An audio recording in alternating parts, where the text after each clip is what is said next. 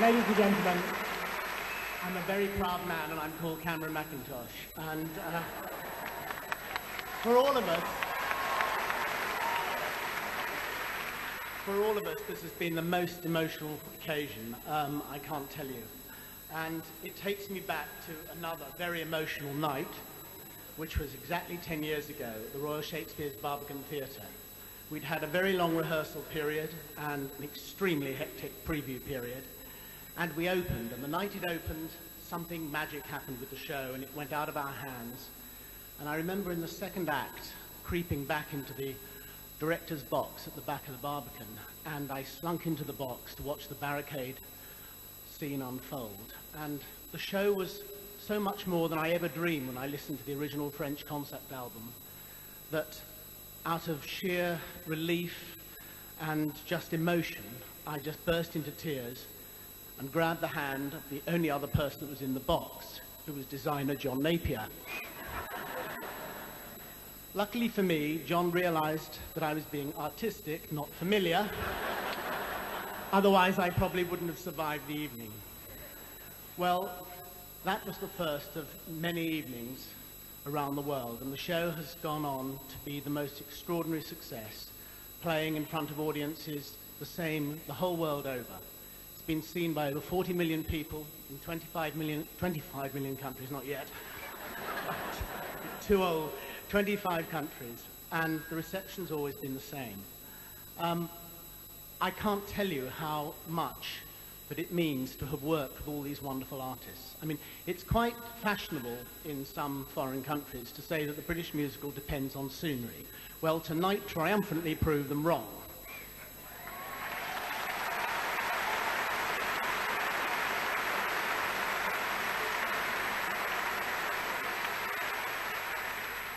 The musical theatre's always depended on talent, and I'm pretty sure I'm safe in saying that I will never ever stand on the same stage with so many talented people as I have tonight.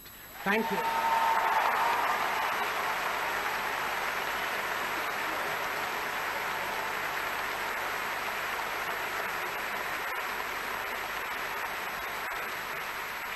If ever a show has been made by the public, it is this one. So I thank you all for coming, and I'm so thrilled that so many people have come from representing audiences from around the world.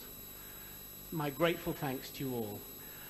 If I was going to thank everybody involved with this show, we'd be here for another decade. So I'm just going to resist, and I'm just going to say thank you, Victor Hugo, for being out of copyright. And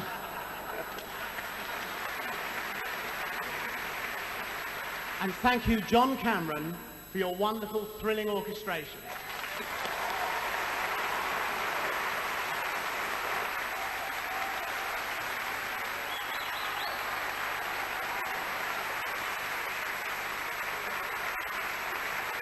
And Herbert Pretzner for his haunting, beautiful words. Ladies and gentlemen, Herbert Pretzner.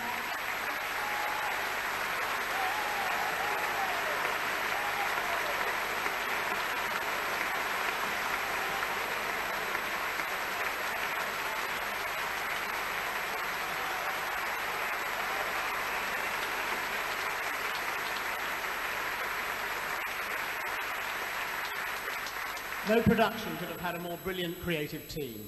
Designers David Hersey, John Napier, Andy Neofitu, and Andrew Bruce surpassed themselves with this production. And under the inspired direction of John Caird and Trevor Nunn, they have given one of the great classic stagings to the British theatre.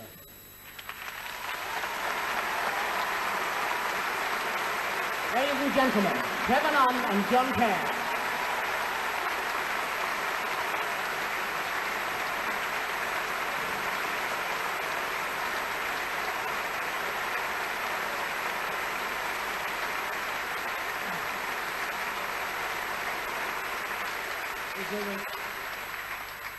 I think if I just blundered in here from outside without knowing what was going on, I'd imagine I was witnessing the end of yet another successful Labour Party conference. Or just possibly the overreaction of producers about to present Cameron Mackintosh's This Is Your Life. As Cameron has just mentioned, 10 years ago, the show started under the banner of the Royal Shakespeare Company. And at that time, it was scurrilously and cruelly suggested that the Royal Shakespeare Company had been relegated to the sidelines and weren't going to be involved in the future of the show. So 10 years on, it gives me gigantic pleasure to be able to say publicly that the Royal Shakespeare Company has benefited to the tune of more than £10 million during that period.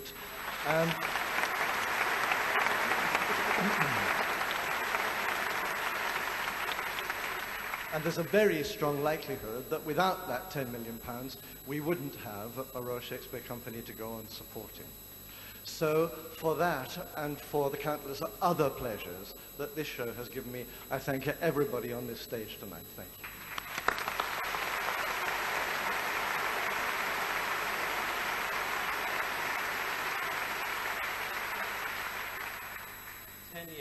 And all those wonderful productions all over the world. Trevor and I would like to give a great vote of thanks for all our wonderful associate directors all over the world who put the show on our behalf, but especially Richard J. Alexander in America for all the productions he's done there, and the great Ken Caswell.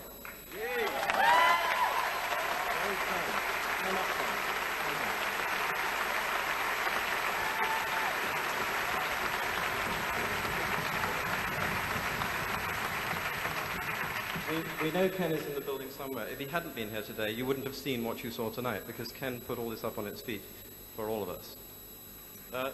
10 years.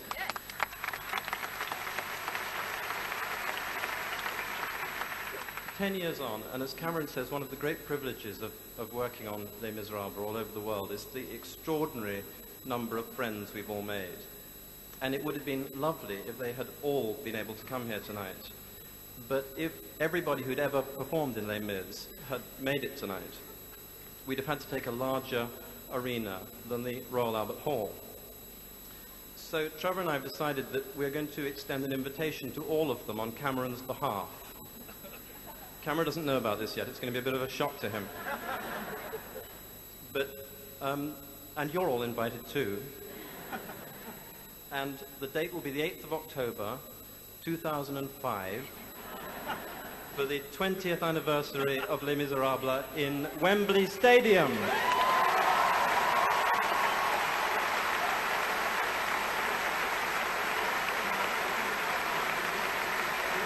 I promise I'll share everything with Trevor and John, including the bill for that one.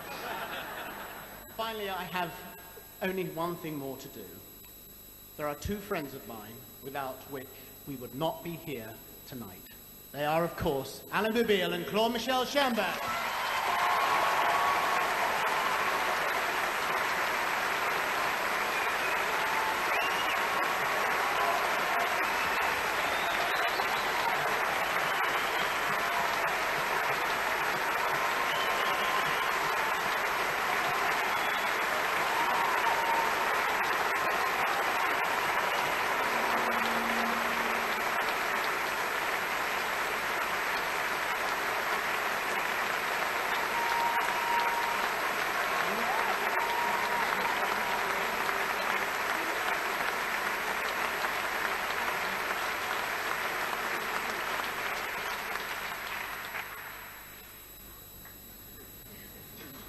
What an evening. Well, I think I must tell you tonight that the first time we met Cameron in 1983, he told us, you don't realize what you have written, but you will in 10 years if things go right. We took this for kind of flattery, you know, someone wanted to get the rights from us at a better price, which he did actually. But you must agree with me that tonight, his word sounds like sheer prophecy. And we are about to present you with an international surprise. And I want to dedicate this surprise tonight, this international surprise, to the man who dreamt the international success of Les Miserables and who has offered us this incredible evening, Cameron Mackintosh.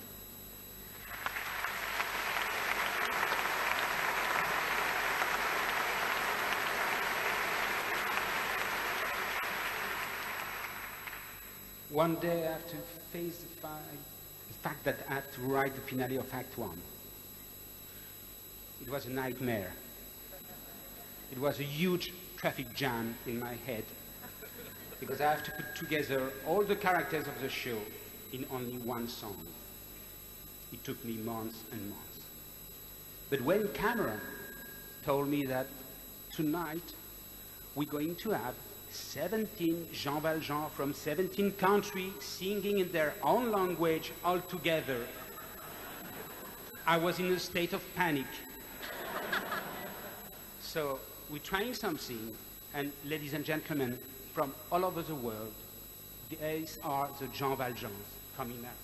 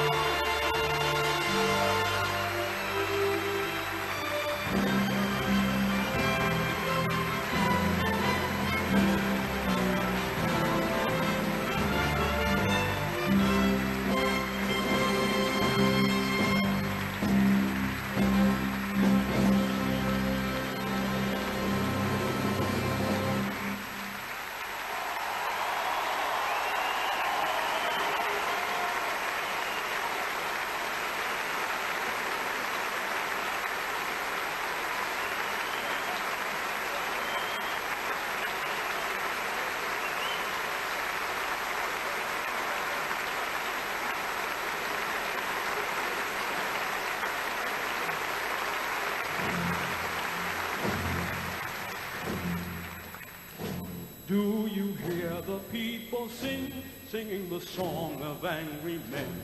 It is the music of a people who will not be slaves again. When the beating of your heart echoes the beating of a drum, there is a life about to start when tomorrow comes. À la volonté du peuple et à la santé du progrès. Das ist die Symphonie von Menschen, die nicht länger Sklaven sind. あなたに熱い命が始まる。明日が来た時そうさすが。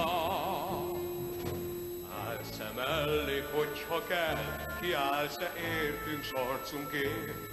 Ifrån vår barrikad så kan man se ett framtidsland. Så kom med och slåss, du ska kämpa med oss om du kan. Będziesz słuch, to śpiewa lud, co nie chce żyć w niewoli znów. Al die mensen die verdommen om nog langer slaaf te zijn. When the beating of your heart echoes the beating of the drums, there is a life about to start when tomorrow comes. Denn du kämpfst mit ganzer Kraft, hat bald ein Ende alle Not. Some will fall and some will leave. Will you stand up and take your chance? The blood of the mothers will water the meadows of France. Komm, du höre Folkesång, wie ein Song vom heiligen Berg. Esta die Schiebe stane wie die Dost, die wird ins Memory.